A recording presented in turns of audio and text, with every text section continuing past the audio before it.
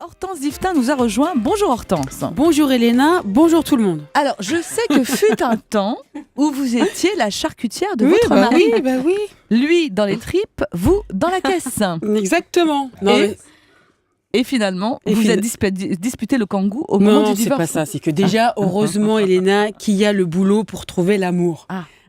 Très souvent, si on n'a pas trouvé de fiancé sur les bancs de la fac, ni au mariage de tante Suzanne, il y a de fortes chances, on espère que l'on va rencontrer son chéri au travail. Autrement, il vous reste plus que mythique, et ça, c'est la loose. Alors, au début, c'est beau l'amour, même au boulot, et même c'est excitant. On dit rien à ses collègues, on fait des mystères, on se cache un peu. C'est pas toujours bien vu de coucher avec son supérieur, et ça nous fait même marrer de recevoir des ordres de son chéri. Mais ça, c'est en douce. Dis pas. Mais ça, c'est au début. Après, ça peut vite agacer. Quand l'amour fait place au quotidien, comme dirait Jodassin, c'est pas toujours évident d'arriver à faire la part des choses.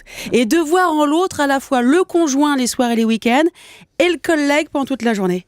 Et en général, quand le conjoint commence à vous agacer, par effet boule de neige, bizarrement, le collègue finit par vous agacer aussi. C'est pas facile d'accepter que le type qui n'en branle pas une le soir à la maison vous file des ordres au boulot toute la journée.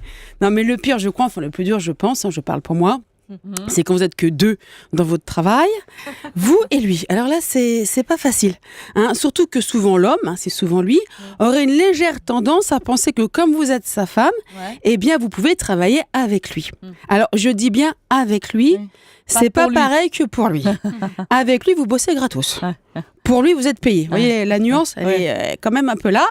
Et oui, il faut se méfier, faire très attention. C'est un peu comme son contrat de mariage. Il faut être au taquet. Alors, au début de l'amour, quand on est encore amoureuse et du coup complètement aveugle, on est OK pour venir le dépanner à la caisse, son chéri de mari. Moi, je vois dans la charcuterie de mon mari, je peux vous dire, j'en ai débité de la saucisse. Là, j'en ai vendu de la chipolata. Et sous prétexte qu'on se lançait dans le commerce, il n'était pas question qu'on me paie un salaire. Ben non, c'est ce qu'il m'a dit. Il m'a dit, Hortense, tu es ma femme. Et c'est déjà énorme. Je te remercie.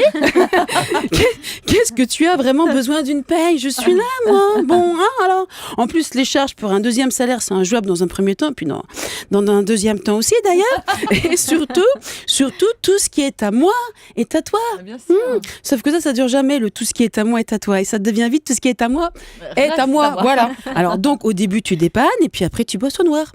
Ça a beau être une petite entreprise familiale. Quand tu bosses sans toucher un copec, ça s'appelle comme ça. Ça s'appelle comment? Ça s'appelle tu bosses au noir. Alors pour le coup, on se rend compte que dans le boulot, être la femme du patron, ça rapporte pas un rond. Bien joué. Être la femme du patron, ça rapporte pas un rond. On va le tweeter ça. Merci Hortense.